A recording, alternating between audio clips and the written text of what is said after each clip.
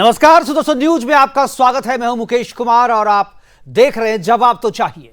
जवाब तो चाहिए में आज हम बात करेंगे नेपाल में हिंदुओं के खिलाफ बढ़ते जिहादी हमले और इन हमलों को संरक्षण देती नेपाल सरकार की। 80% हिंदू जनसंख्या वाला नेपाल जब से धर्मनिरपेक्ष राष्ट्र बना है, वहां हिंदुओं के प्रति हिंसा और हमले बढ़ गए हैं। हिंदू राष्ट्र वाले नेपाल में बहुसंख्यक हिंदुओं के साथ अल्पसंख्यक मुसलमान, ईसाई और बौद्ध भी खुश थे, सुरक्षित थे और तरक्की भी कर रहे थे। लेकिन चीन के प्रभाव वाला माओवाद की सरकार आने के बाद से नेपाल में नए धर्मनिरपेक्ष संविधान बनने के बाद धीरे धीरे हिंदुओं की स्थिति बिगड़ने लगी। हर तीज त्योहार और धार्मिक महोत्सव में जिहादियों द्वारा विघ्न डाले जाने लगा। पिछले 5 वर्षों की घटनाओं पर यदि गौर करें तो हम पाएंगे कि घटनाओं की न सिर्फ फ्रिक्वेंसी बढ़ी है, बल्कि हमले के तरीके भी बर्बर हुए हैं। पहले केवल सामूहिक पूजा और शोभा यात्रा का विरोध किया जाता था, लेकिन अब शोभा यात्रा और पूजा को रोकने के लिए उस पर पत्थर बरसाए जाते हैं। श्रद्धालुओं से मारपीट की जाती है, उनकी हत्याएं तक हो जाती हैं। नेपाल की 80% जनता छठ पूजा, दुर्गा पूजा, लक्ष्मी पूजा, दीपावली, रामनवमी, जन्माष्टमी और गणेश उत्सव जैसे सारे पर्व त्योहारों को उसी तरीके से मनाती है जैसे भारत में हम और आप मनाते हैं। लेकिन आज हर त्योहार को मनाना एक चुनौती है। नेपाल में हर त्योहार से पहले विघ्न डाले जाते हैं। छठ के पवित्र त्योहार के प्रसाद पर पिछले साल जिहादियों ने पेशाब छिड़क कर उसे अपवित्र कर दिया था। रामनवमी की शोभा यात्रा पर पत्थरबाजी की गई थी। दुर्गा पूजा के बाद मूर्ति विसर्जन के दौरान तलवार और पत्थरों से हमले किए गए थे और श्रद्धालुओं को लहूलुहान कर दिया था। यह हमला और पत्थरबाजी हर पूजा में, हर त्योहार में बदस्तूर जारी है। नेपाल के स्थानीय लोगों का कहना है कि ये सारे बदलाव नेपाल के नए धर्मनिरपेक्ष संविधान के बनने के बाद ही शुरू हुए हैं। नेपाल के सर्लाही की जिस घटना पर आज हम इस चर्चा को पुनर्जीवित कर रहे हैं वो भयावह है। गणेशोत्सव के बाद मूर्ति विसर्जन के दौरान श्रद्धालुओं पर खौलता पानी फेंका गया। हर शोभा यात्रा की भांति इस यात्रा पर भी पत्थरबाजी की गई और तो और धारदार हथियार और तलवार से निहत्थे श्रद्धालुओं पर वार किया गया, जिसमें एक श्रद्धालु गंभीर रूप से घायल हो गया है और उसका इलाज अभी स्थानीय अस्पताल में किया जा रहा है। नेपाल सरकार और स्थानीय प्रशासन जिहादियों को गिरफ्तार करने की बजाय हिंदुओं पर ही लगाम लगाने की कार्रवाई कर रही है। आज अपने प्रोग्राम में हम चर्चा करेंगे कि आखिर कब तक नेपाल में हिंदुओं पर अत्याचार होता रहेगा। कब तक नेपाल में हिंदू बहुसंख्यक होते हुए भी अपने अधिकारों से वंचित रहेगा। क्या हिंदुओं पर अत्याचार करने के लिए ही नेपाल का संविधान धर्मनिरपेक्ष बनाया गया है? और सबसे अहम यह कि क्या इन सारी समस्याओं का समाधान नेपाल को हिंदू राष्ट्र बनाने के बाद ही होगा? करेंगे चर्चा, और चर्चा के लिए हमारे साथ कुछ मेहमान होंगे, उनसे आपका हम परिचय करवाएंगे। लेकिन सरलाही की इस घटना पे हमने एक छोटी सी रिपोर्ट तैयार की है, उस रिपोर्ट को पहले देखते हैं, उसके बाद जो मेहमान हैं उनसे आपका परिचय करवाएंगे और चर्चा की शुरुआत करेंगे। पहले देखते हैं सरलाही की घटना पर एक रिपोर्ट।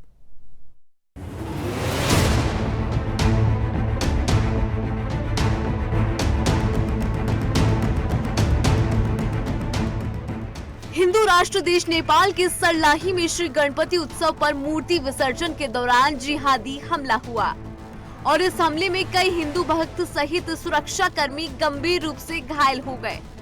सभी घायल लोगों को तुरंत मलंगवा प्रांतीय अस्पताल में भर्ती कराया। इस उपद्रव के बाद नेपाल में तनाव का माहौल है। इस तनाव को कम करने और व्यवस्था को बनाए रखने के लिए जिला प्रशासन ने कर्फ्यू लगाया है। कर्फ्यू से मलंगवा बाजार पूरी तरह बंद है। सड़कों पर दिन भर सन्नाटा पसरा रहता है। लेकिन ये पहली बार नहीं है जब ऐसा हुआ। इससे पहले भी कृष्ण जन्माष्टमी की मूर्ति विसर्जन के दौरान भक्तों पर जिहादी हमला हुआ था। जब से नेपाल ने हिंदू राष्ट्र से सेकुलर की तरफ कदम बढ़ाया, तभी से हिंदुओं के प्रत्येक त्योहारों पर जिहादी हमला करते हैं, जिसमें कई हिंदुओं की जान जा चुकी है। नेपाल में बढ़ती मुस्लिम आबादी के कारण हिंदू नेपाल में कम होते जा रहे हैं। जनगणना के अनुसार पिछले 20 साल के अंदर नेपाल में मुस्लिम आबादी दोगुना हो गई और बीते 10 साल में 400% मुस्लिम आबादी बढ़ी है। नेपाल में मुस्लिम जनसंख्या सिर्फ भारत से लगे सीमावर्ती और तराई इलाकों में ही नहीं, बल्कि सुदूर पहाड़ी क्षेत्रों में भी बहुत तेजी से बढ़ी है। पहाड़ी लोग काफी सीधे और सज्जन होते हैं। वो मुस्लिम समुदाय की मीठी और चिकनी चुपड़ी बातों में आ जाते हैं। जिसके चलते नेपाल में भी लव जिहाद जैसी घटनाएं सामने आने लगी हैं। नेपाल के उत्तरी इलाकों में रोहिंग्याओं की काफी बड़ी तादाद में घुसपैठ हुई। नेपाल की हालत हमारे लिए सावधानी का अलार्म बजा रही है, क्योंकि कभी नेपाल की राजधानी काठमांडू में सिर्फ एक मस्जिद हुआ करती थी और आज उसी शहर में 12 मस्जिदें हैं।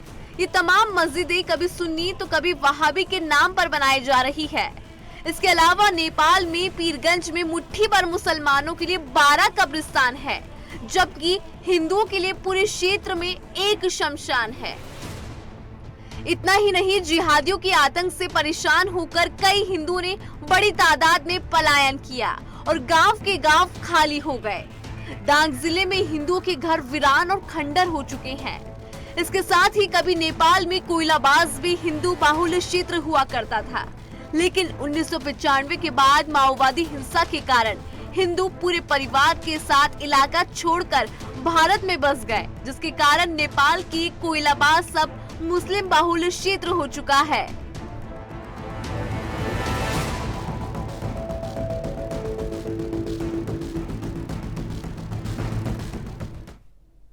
तो नेपाल के सेकुलर होने के बाद से वहां की बहुसंख्यक हिंदू जनता पे लगातार अत्याचार बढ़ रहे हैं और ऐसा लग रहा है कि हिंदुओं पर अत्याचार करने के लिए ही नेपाल के संविधान को धर्मनिरपेक्ष स्वरूप दिया गया है, धर्मनिरपेक्ष बनाया गया है। करेंगे चर्चा, और चर्चा को आगे बढ़ाने के लिए हमारे साथ कुछ मेहमान हैं, उनसे आपका मैं परिचय करवा दूं। हमारे साथ हैं खेमनाथ आचार्य जी हैं, नेपाल जनता पार्टी के वरिष्ठ उपाध्यक्ष हैं, वो हमारे साथ हैं। आपका स्वागत है खेमनाथ आचार्य जी। बाबू शरण सुवेदी जी हैं, नेपाल विश्व हिंदू परिषद के संयोजक हैं, वो भी हमारे साथ हैं, आपका भी स्वागत है। और मनीष हिंदू हैं, राष्ट्रीय एकता अभियान के संयोजक हैं। तीनों मेहमानों का स्वागत है और चर्चा की शुरुआत मैं खेमनाथ आचार्य जी से करना चाहूंगा। खेमनाथ जी, जब पिछले दिनों जब मेरी आपसे बातचीत हो रही थी तो उस समय भी आपने इस तरीके की घटना का जिक्र किया था और अपनी चिंता जाहिर की थी। ये जो सरलाही की घटना है, ये कोई नई घटना नहीं है। लगातार पिछले 2-3 सालों से हम लोग इस तरीके की घटनाओं में वृद्धि जो है वो फ्रीक्वेंसी इसकी बढ़ रही है, ये भी हम लोगों ने डिस्कस किया था। ये सरलाही की जो घटना है, इसमें 2 एस्पेक्ट्स हैं। एक तो जो घटना है वो लगातार कंटिन्यू हो रहा है, दूसरा जो स्थानीय प्रशासन है और जो सरकार है वो जो आरोपी हैं उनको पकड़ने की बजाय जो लोग पीड़ित हैं उन्हीं पर कार्रवाई कर रही है और उनको किसी भी तरीके से रिएक्शन उनको उनकी तरफ से नहीं हो, इसके लिए कार्रवाई की जा रही है। मैं सबसे पहले आपकी प्रतिक्रिया चाहूंगा और जानना चाहूंगा, और हमारे दर्शक भी जानना चाहेंगे कि इस तरीके की घटनाओं को रोकने के लिए आपकी पार्टी और आप क्या कर रहे हैं।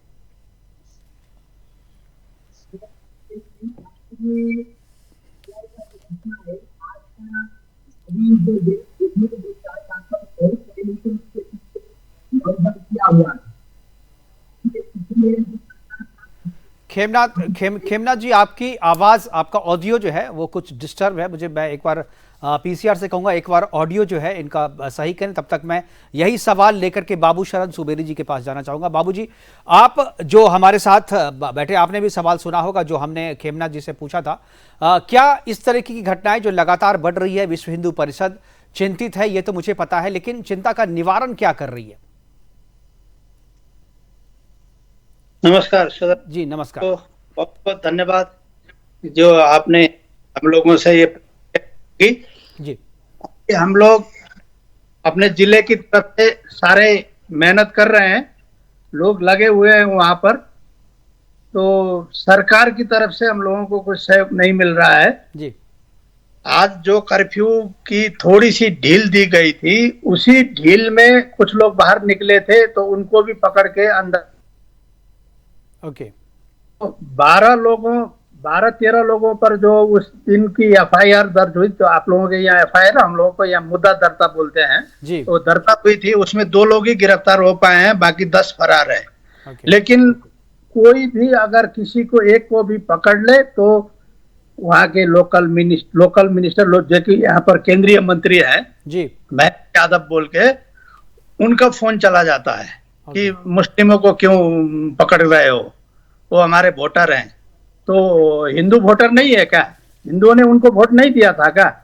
इस तरह पक्षपाती व्यवहार हो रहा है वहां पर जी। तो सरकार की तरफ से बिल्कुल भी सहयोग नहीं हो रहा है। लेकिन प्रहरी प्रशासन ने साथ दिया है। अभी प्रहरी प्रशासन ने, अभी दिन में भी हम लोगों की बात हुई थी, तो उसने कहा है कि हम लोग ढूंढ लेंगे उनको, आप लोग चिंता मत करो, जिसने भी ज्यादती की है उनको छोड़ा नहीं जाएगा। इस तरह की बातें हुई है। अभी अभी हम लोगों ने घंटे भर पहले ही बात की थी उन लोगों से।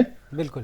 तो कुछ तो है, तो अपने लोग लगे हुए हैं वहां पर कि ताकि जल्द से जल्द उन अपराधियों पर कार्रवाई हो, उनको पकड़ा जाए और उनको कानून अनुसार जो होगा वो कार्रवाई हो, इस विषय पर लगे हुए हैं।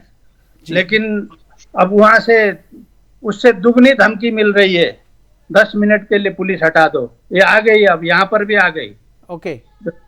जो हैदराबाद में बोलते थे 15 मिनट पुलिस हटा दो, यहाँ 5 मिनट काम करके 10 मिनट पुलिस हटा दो, हम लोग सखाप कर देंगे बोलते हैं, जबकि 3%, 3.5% ही है वो लोग।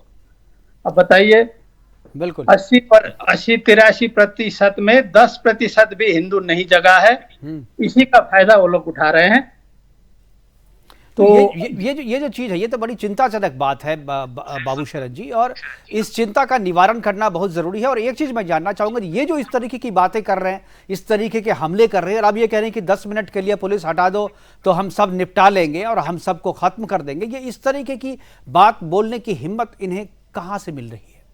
कौन है इन्हें संरक्षण दे रहा है? क्या आपको लगता है कि सरकार के लोग जो हैं वो संरक्षण दे रहे हैं और इसीलिए केवल ये कर रहा है? लेकिन चूंकि सरकार को भी 3% वोट से सरकार नहीं बनती, सरकार जो है वो आपके वोट से बनती है, ज्यादा जो बहुसंख्यक हिंदू है उनके वोट से सरकार बनती है, चाहे वो माओवाद की सरकार हो, चाहे वो कांग्रेस की सरकार हो, चाहे किसी की भी सरकार हो, वो सरकार में वोट तो हिंदू ही देते हैं। फिर आखिर उनको इतना बल कहां से मिलता है, इतनी हिम्मत उनकी कौन जगा रहा है? इसके पीछे असल वजह क्या मानते हैं आप? सर ऐसा है, हम लोग जो तेरा 83-84% मान के चलिए आप जी, 84% हिंदू, सिर्फ 10% ही है हम लोग, और बाकी सब पार्टियों में बटे हुए हैं। और पार्टी का खुद को नाम से हिंदू है, काम से हिंदू नहीं है। वो नाम से हिंदू है, हम फलना पार्टी से हैं, फलना पार्टी से हमारा कोalition गवर्नमेंट है, तो इसलिए हम उसके खिलाफ नहीं जा सकते। इस तरह से पार्टियों में बांट दिया गया है हम लोगों को। और मैं फला पार्टी से हूँ, वो माओवादी से है, वो कांग्रेस से है, वो CPN UML से है, तो इस तरह से पार्टियों में बांट दिया है। जो इंडिपेंडेंट है, जो हिंदू है, जिसको धर्म चाहिए, तो वो तो 10% से भी कम है। तो इसी का फायदा उठा रहे हैं, और वो लोग यूनिटी हैं, वो कुछ पार्टियों में नहीं बटे हैं। हालांकि अलग अलग पार्टियों में वो लोग भी हैं, लेकिन उनको पार्टी से कुछ मतलब नहीं है। जब हिंदुओं को दबाना होता है तो वो सब एक हैं, और हम लोग पार्टियों में बटे हुए हैं। इसी का फायदा वो लोग उठा रहे हैं। अगर एक बार जग गए तो फिर इन लोगों का कुछ नहीं कर सकेंगे, ये हमें मालूम है। जगाना कैसे है, यही इसी में दिक्कत आ रही है। ओके, मतलब हिंदुओं को जगाने की जरूरत है, और जो पार्टियों में बटा हुआ हिंदू है वो धर्म के नाम पर एक हो, तभी उनकी शक्ति बढ़ेगी और तभी इनका जो है स्थायी समाधान भी निकल सकता है। अगर खेमनाथ आचार्य जी को आवाज मेरी मिल रही है, नेपाल जनता पार्टी के राष्ट्रीय वरिष्ठ उपाध्यक्ष हैं, उनको आवाज मिल रही है। खेमनाथ जी, क्या आपका ऑडियो सही हुआ? तो मैं चाहूंगा कि इस पे आपकी टिप्पणी भी हो। जी नहीं, मुझे लग रहा है शायद कुछ नेटवर्क की कुछ समस्या है। एक बार फिर से ऑडियो को काट करके अगर बात करें, या दूसरे टेलीफोन से अगर हम ऑडियो लगाएं, तो शायद जो है स्थिति में सुधार हो सकता है। मतलब मनीष जी के पास मैं जाना चाहूंगा, राष्ट्रीय एकता अभियान के तरफ से हैं, संयोजक हैं। मनीष जी, क्या इस तरीके की चुनौतियां जो हिंदुओं के सामने, खासतौर पर नेपाल की बहुसंख्यक जो हिंदू जनता है उनके सामने, ये जो चुनौतियां हैं कि पार्टियों में बटे हुए हैं, राजनीति करके उन्हें बांट दिया गया है ताकि उनकी शक्ति को, उनकी एकता जो एक शक्ति थी, एक चुनौती थी, उनको कम कर दिया जाए और उसका इस्तेमाल किया जाए, ये सारी चीजें सब जानते हैं। लेकिन क्या आपको लगता है कि जागरूकता के स्तर पे जो है वो कमी है, जागरूक नहीं कर पाए? इसमें मुझे लगता है कि जो हिंदू संगठन काम कर रहे हैं, मुझे लगता है कि उनकी भी कुछ कमी है, कि जिस तरीके से जागरूक करना चाहिए उस तरीके से जागरूक नहीं किया गया है। इसीलिए हिंदू जो है नेपाल के, वो जातियों में नहीं बल्कि पार्टियों में बटे हुए हैं। इसका समाधान क्या आप सोचते हैं मनीष जी? क्या आप लोगों ने इन हिंदुओं को, नेपाल के हिंदुओं को जगाने के लिए कोई कार्यक्रम शुरू किया है? जी देखिए, जय श्री राम। पहले जय श्री राम। होता क्या है ना, नेपाल में 36 हिंदूवादी संगठन है जी। सभी को पद से मतलब है, सिर्फ और सिर्फ किसी को जगाना नहीं है यहाँ पे। हिंदू मार खाए उससे कोई मतलब नहीं है किसी को, सबको अध्यक्ष बनना है, पद चाहिए सबको सिर्फ, और जो कुछ जगह भी है उनको सपोर्ट नहीं करते कोई। दिक्कत यहाँ पे है हिंदूवादी में, सबसे पहले हिंदूवादियों में दिक्कत यही आ रही है। बिल्कुल बिल्कुल सही कह रहे हैं। वैसे ये जो सरलाही वाली जो घटना है इस पर आपकी क्या टिप्पणी है? क्या ये जो, चूंकि ज्यादातर इस तरीके की घटनाएं मैंने देखा है कि वो तराई के क्षेत्रों में जो भारत के साथ जो सीमा लगी हुई है उन क्षेत्रों में ज्यादा है, और वहीं पर मुसलमानों की संख्या जो है नेपाल में उन्हीं इलाकों में ज्यादा है। तो क्या ये सिर्फ उसी तराई वाले इलाके की समस्या है जहां पर हिंदू जातियों में नहीं बल्कि पार्टियों में बटे हुए हैं, और वहीं पर इस तरीके की समस्या है जो हमलों का शिकार होना पड़ रहा है और हमले झेलने पड़ रहे हैं, या पूरे नेपाल में ये स्थिति है? पूरे नेपाल में है, खास करके पहाड़ में ईसाइयों से, मंगोलों से खतरा है हिंदुओं को। यहाँ पे दिन प्रतिदिन हिंदुओं को जिसकाने के लिए गाय काट के, उस गाय नेपाल का राष्ट्रीय जानवर है गाय जी, और हिंदुओं का धर्म आस्था का केंद्र है गाय, उसको काट के सामाजिक संजाल पे अपलोड किया जाता है चुनौती पूर्वक। लेकिन यहाँ का नेपाल सरकार और प्रहरी प्रशासन पूरा का पूरा सेकुलर है, विदेशी पैसों में बिक चुका है यहाँ का नेता भी। बिल्कुल, लेकिन सेकुलर है, सेकुलर का मतलब ये थोड़ी है जी कि आप जो है राष्ट्रीय जानवर, जो राष्ट्रीय जो पशु हैं उसकी कोई अगर कानून की अवहेलना करता है तो सेकुलरिज्म के नाम पर उसको बख्श थोड़ी दिया जाएगा, उस पर सजा तो उसको मिलनी चाहिए। नहीं हो रहा है यहाँ पे खुलेआम। मलगमा वाला घटना में देखिए ना, जो मुस्लिम एक पकड़ाया था उसको भी शायद छोड़ दिया गया है, लेकिन एक हिंदू को जो सत्य तथ्य लिखा था सामाजिक संजाल पे उसको आज पकड़ के रख लिया है काठमांडू में। यही हो रहा है नेपाल में, हिंदुओं को दबाया जा रहा है सिर्फ और सिर्फ। ओके, खेमनाथ आचार्य जी हमारे साथ जुड़ गए हैं। खेमनाथ जी का आवाज की बिल्कुल अब सही आ रही होगी मेरे ख्याल से। खेमनाथ जी, मैं इस पे सबसे पहले तो आपकी बिल्कुल ऑडियो सही है, मैं आपकी टिप्पणी चाहूंगा, ये जो सरलाही वाली घटना है उस पर टिप्पणी, और जो अभी जो हमने बाबू शरण जी से और मनीष जी से बात की है, जो एक समस्या निकल के आई है और इस पर आपसे भी मेरी चर्चा हुई थी कि जातियों में नहीं पार्टियों में बटी हुई है हिंदू नेपाल में, इसीलिए इतने हमले झेलने पड़ रहे हैं। इनको ठीक करने के लिए, दुरुस्त करने के लिए, सही करने के लिए क्या कर रही है नेपाल जनता पार्टी? धन्यवाद मुकेश जी। आवाज आ रही है क्या? जी, बहुत अच्छे से आ रही है जी। विषय क्या है कि वास्तव में ये जो आज घटना घटी है जी, ये वास्तव में बहुत पहले से इसका तैयारी हो रही है। जैसे मलजल हो रहा है, जैसे जो कुछ साल पहले जो 2 नंबर प्रदेश के जो मुख्यमंत्री राउत जी थे जी, इन्होंने मुस्लिम समाज के लिए जो मलजल किया है, सारा हिंदू समाज को डोमिनेट करते हुए मुस्लिम समाज के लिए, मदरसा के लिए, सारा इसके लिए जो फंड का, सारा नेपाली जनता का जो कर से उठा हुआ जो फंड है, इसने मुसलमान लोगों के लिए जो दुरुपयोग किया है। मूल कारण तो ये है, यहाँ से शुरू होती है ये घटना जी। तो दूसरा विषय क्या है कि वास्तव में नेपाल में बहुसंख्यक सनातनियों के पक्ष में सरकार भी विपक्ष में काम कर रही है। जैसे नेपाल में क्या हुआ, दुर्भाग्य का विषय कि नेपाल में अपना कानून है, केंद्र से लेकर नीचे तक आयोग है, कानून है, संविधान है, सारा चीजें, लेकिन मुस्लिम आयोग बना रही है सरकार। क्यों आवश्यकता पड़ी थी मुस्लिम आयोग? ये विविध कारणों से ये मुस्लिम समाज को जो हौसला मिली, जो प्रेरणा के स्वरूप में इन लोगों ने काम किया, इसका परिणाम है। आज यहाँ देख लीजिए ना, यहाँ वास्तव में रामनवमी के में भी वो घटना हो गई, कृष्ण जन्माष्टमी में भी हो गई। ये जो गणेश का मूर्ति विसर्जन जो कार्यक्रम था उसने जो लोग, हिंदू लोग जा रहे थे, उसमें गर्म पानी भी घर के छड़ से इन्होंने फेंका, और खुलम खुला दिन में ही हिंदू लोगों को जो तलवारबाजी भी हुई वहां पे, तलवारबाजी हो गई। आज 10 लोग घायल हैं, और सरकार क्या करती है, अपराधी को पकड़ने के बिना, अपराधी को संरक्षण करते हुए फिर हिंदू लोगों को यहाँ गिरफ्तार करता है, और कर्फ्यू लागू होता है, कर्फ्यू के पीछे सेना परिचालन हो जाता है। कल रात में मुझे लगता है पूरा नेपाल से नहीं, भारत से भी जो सटे हुए जिला है वहां से भी मुस्लिम को लेकर हिंदू का जितना भी घर था उसमें आग लगा गई, और पूरा आग रात में जल रही थी। तो ऐसा नरसंहार हम बोलते हैं कि ये जो नेपाल का जो सरकार, चाहे केंद्र का सरकार हो या प्रदेश का सरकार, इन्होंने मुस्लिम के लिए जो संरक्षण का काम कर रहा है और हिंदू समाज को दबाने का जो काम कर रहा है वो निंदनीय है। और हम जनता से आह्वान करेंगे कि कब तक सहोगे।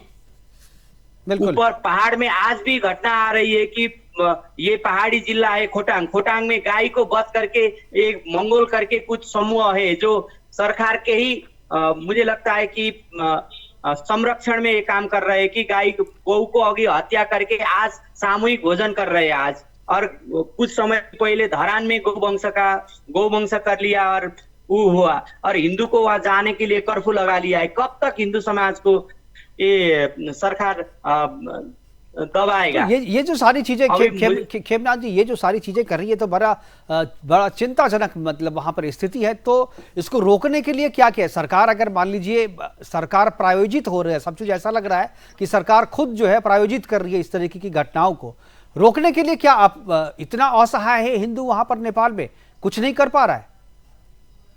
नहीं, अभी ऐसा है कि असहाय हिंदू है नहीं, लेकिन हिंदू थोड़ा हिंदू समाज थोड़ा सा बांटा हुआ है, इसको हम जोड़ रहे हैं। अब जो जगने का समय आ गया, हिंदू को एक होने का समय आ गया। हिंदू को तो बार बार यहाँ देखिए, बहुत आज से 18 साल पहले जाएंगे, मूल समस्या यहाँ है।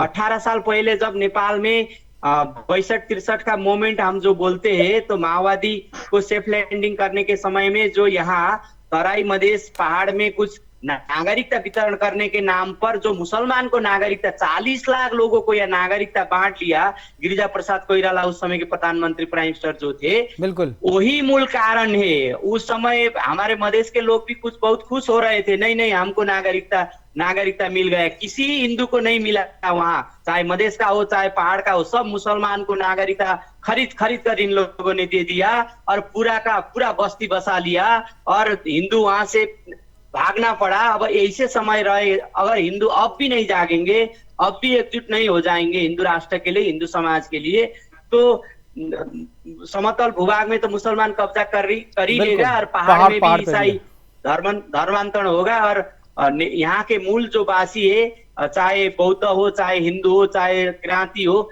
ये लोग पलायन होना पड़ेगा, बाहर भागना पड़ेगा, ऐसा कंडीशन में देख रहा हूं। बिल्कुल खेमनाथ जी और बाबू शरण जी, मैं दोनों से मैं एक सवाल और पूछना चाहूंगा कि ये जो सारी चीजें हो रही है, ये ऐसा लग रहा है कि ये इंटरनेशनल साजिश है, ये अंतर्राष्ट्रीय साजिश का एक हिस्सा है, क्योंकि नेपाल की जो अंदरूनी राजनीति है और नेपाल के अंदरूनी राजनीति में जो नेता हैं वो अपने बूते इतने बड़े साजिश को अंजाम नहीं दे सकते। जो बात आपने कही कि 40 लाख मुस्लिमों को वहां पर नागरिकता दी गई और उसके बाद जो है बाहर के लोगों को ला करके यहाँ पर बसाया गया, बांग्लादेश रोहिंग्या से भी आए, रोहिंग्याज भी आए वहाँ पे, और भारत भी है यहाँ, और भारत के भी कुछ जो नेपाल हैं जो मुस्लिम हैं वो वहाँ पर गए और वहाँ पर बस करके वहाँ इस तरीके की समस्याओं को खड़ा करें। क्या आपको लगता है कि ये केवल नेपाल के इंटरनल पॉलिटिक्स में जो लोग हैं वो उनके अकेले की बात है, या आपको लगता है कि इसमें विदेशी हस्तक्षेप है? क्या आपको लगता है कि पाकिस्तान है, चीन है, जो वहाँ के राजनेताओं के कंधों पर बंदूक रख करके अपना निशाना साध रहे?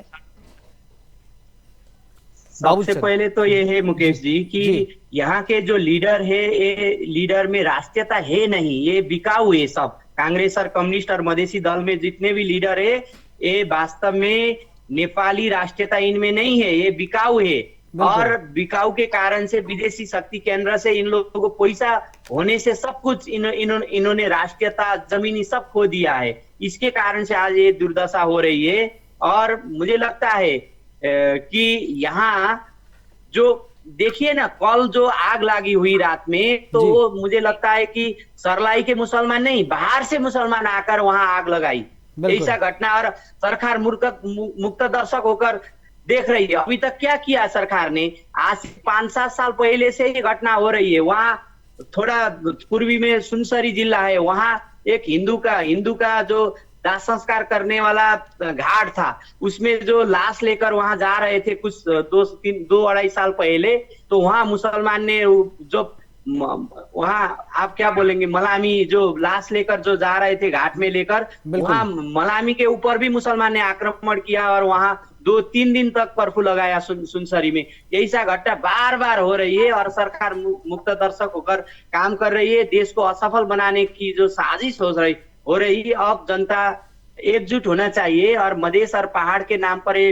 विभाजन जिन्होंने कराया, इसको अब तोड़कर हम हिंदू एक राष्ट्र करना के लिए, हिंदू के लिए जुटना पड़ेगा। न मधेसी, न पहाड़ी, न हिमाली, सब हम भाई भाई हो हे करके एक नारा लगाकर हमको कंधे में कंधे मिलाकर आगे बढ़ना पड़ेगा, नहीं तो देश बहुत खतरा में, क्रिटिकल अवस्था में पहुंच गई है। इसके लिए सबसे पहले हम क्या है वो समझना पड़ेगा। बिल्कुल, अपने शक्ति को समझना पड़ेगा और छिमेक में कौन आ रहा है, वो बाद में क्या असर हो सकता है, इसके विषय में चिंतन करना पड़ेगा। आज सरलाई नहीं, रौतहट में भी ऐसा है। रौतहट में तो देखिए ना, 4-5 साल पहले जाएंगे तो कांग्रेस के एक आफ्ताब करके एक मुसलमान सांसद था, इन्होंने भट्टा में लगभग 17-18 वहां के मजदूर जो थे, हिंदू लोग मजदूर थे, इनको मार कर जिंदा आदमी को भट्टा के अंदर डालकर जलाया इन्होंने। ऐसा आतंककारी है मुसलमान। अब वो जेल में है, लेकिन वो भी अभी जेल के अंदर से भी वो काम कराता है ऐसे।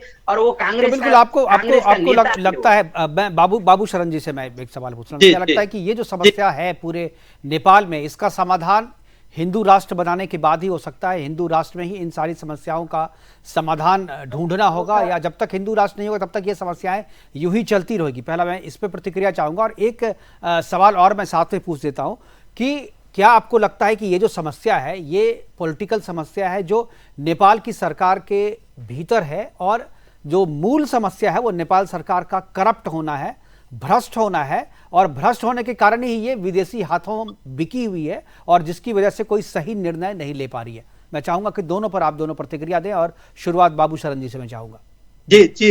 जी मुकेश जी, आपके उसी प्रश्न का एक जवाब ये है, अभी राष्ट्रीय प्रज्ञा प्रतिष्ठान करके हमारे यहाँ एक संस्था है जो प्राज्ञ का जो शब्दों का वो रेख देख करती है, जिसमें प्राज्ञ लोग ही बैठते हैं।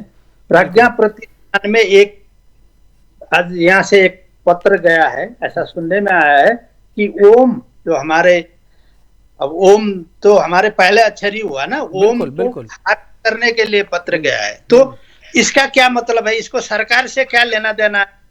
अब बताइए, ये अगर यहीं से होता तो उसको तो कोई आपत्ति नहीं थी, आज तक तो नहीं हुई थी। बिल्कुल, अब को खारिज करने के पीछे लगे हुए हैं, वर्ण विन्यास को कम कर दिया गया है। ये यहाँ से ही नहीं हुआ है, ये यहीं का नहीं है। वो आपके जो पहले प्रश्न पूछे थे, जो खेमराज जी ने भी जो बताया, उसका एक जवाब है, यहीं से नहीं हुआ है, ये बाहर का खेल इसमें लगता है। क्यों हमारे इनको क्या आपत्ति हो सकती है?